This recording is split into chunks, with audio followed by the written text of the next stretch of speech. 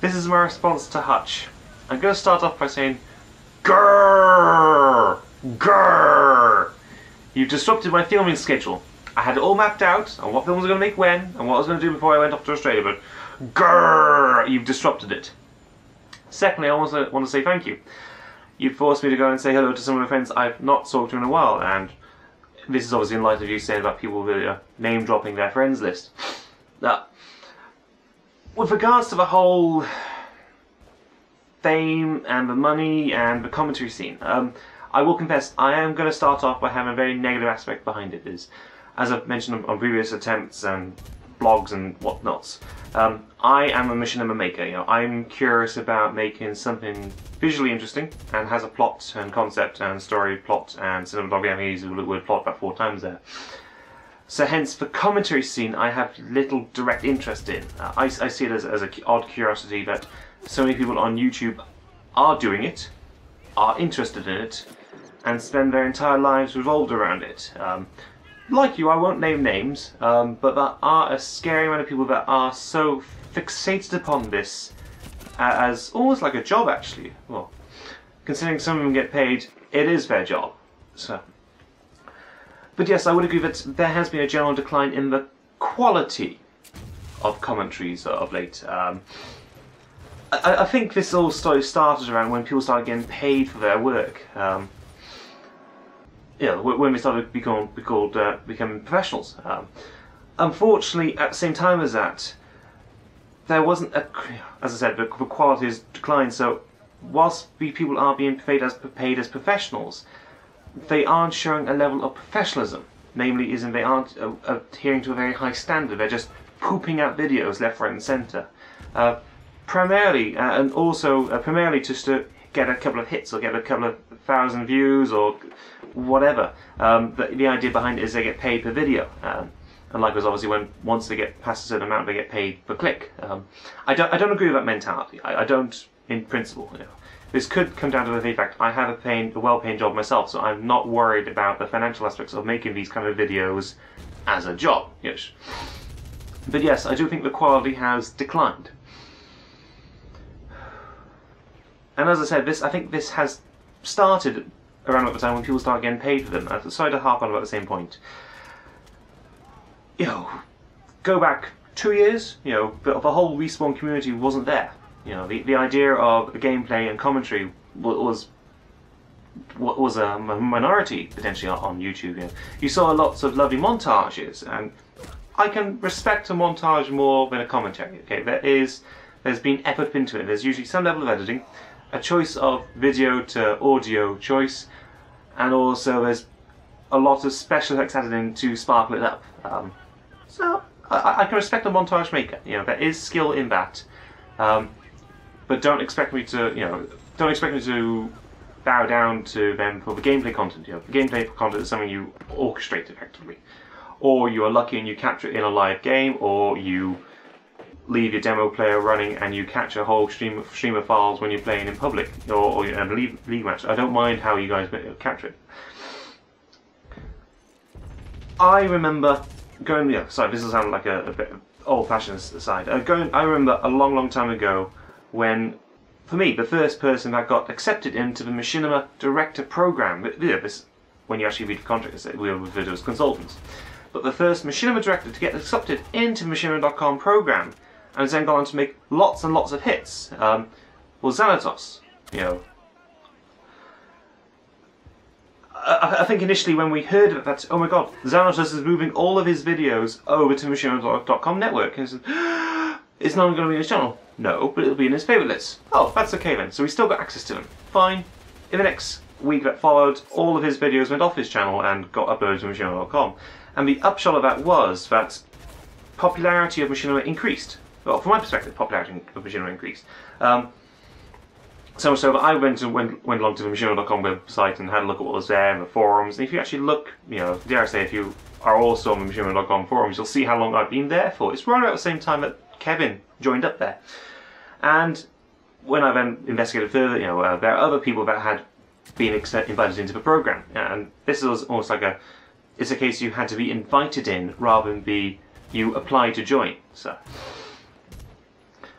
others added to the list, obviously, I think in my mind were Darknell and Dakora, who, you know, the first one did the Forgotten Spartans, the second one did the Fallout 3 Chronicles, and I then also learned about Digital Fear, John CJG, all of his works, and when I watched them, I was in opinion that said, yes, these are all people who are applying a certain level of professionalism to their work, and by that level of professionalism, they are professionals and they get paid for their work. At the time, I had no idea that they were actually getting paid, I confess. It's only as time then progressed that we got into a position where people were starting to send in videos to get paid. And as such, when you actually look at the time constraints between making a commentary video, you know, gameplay commentary, a general gameplay commentary video, versus the time it takes to do a machine, so this is going to be one of those versus configurations. I do apologise. There is a great level of there's a great level of crisscross when you actually look at the time expended on one side and the time expended on the other side versus the output quality. It's jaw-dropping in my mind, but most people on the internet want the gameplay. I can respect that, but you know, that is what you come to YouTube for. You know, YouTube is this big hub. You know, I refer to YouTube as the hub, whereas you refer to Machinima.com as being in the hub. I refer to Machinima.com as being the people that pay people to put things up on the hub. So potentially, yes, there has been a gradual decline in the quality, and I think, as I mentioned in one of my previous Rumble videos, I know you're not going to watch my Rumble videos, so don't worry about backtracking through that. I myself will work to a standard where I'll only submit in Machinima to the Machinima.com contract scheme, which I'm currently working for, or contracted with, when I think it's of a suitable quality that I want to be recruited for in the first place.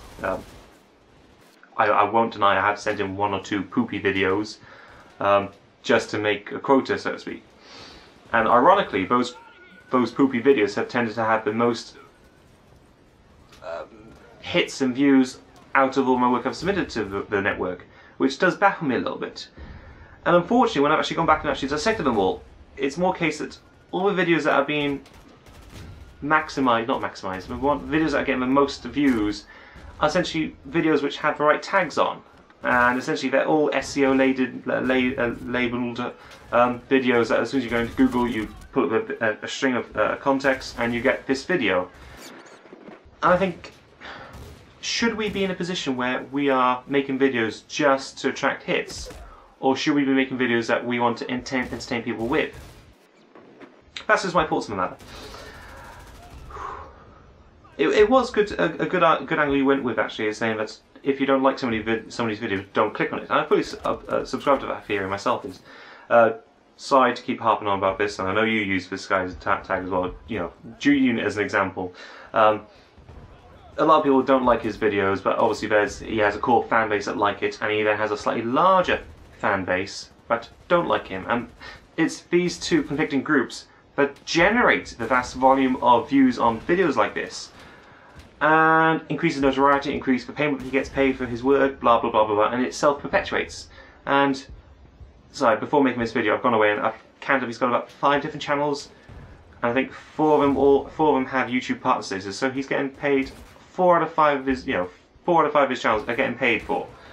And when you actually look at the quality and the content of it, you think, no, this is the kind of stuff I'd expect out of Sexy Phil. I wouldn't expect somebody who works for a label like Machinima.com to be producing these kind of videos. But that is just my thoughts on it. I know you obviously, when you did your video and you wanted to get people's opinions on the matter, and then you then said, if your video make a video response, yeah, that's what we're going to get. And I think I'm reaching the point where I'm rambling now. But yes, quality has declined. Name dropping is on the upcrease. Monetization has become key in a number of people's views, and that is something I don't subscribe with, and so I have distanced myself from those people. I want nothing to do with them. People I want to work with, they're still on my friends list, and after seeing your video, I've since gone and given them a poke and said, hey, it's been a while since I said hello, Gooey, it's Duggan. Anyway, I'm Mr. Duggan. I rambled on long enough. I have no idea what the hell this gameplay has been doing while I've been talking to you guys. I suspect I've been failing epically. But Medal of Honor, it's fucking awesome. And people who say it's not, well, they just had a bit of a bad luck. I'm Mr. Duggan. Ciao. Hello, ladies. Look at your man, and look at me. Now look back at your man. Now look back at me. I have a beard. I have a bowler hat. I'm in the suit. I'm playing with your wheat. I'm in your bed. I'm Mr. Dougan. Just rain, Avion.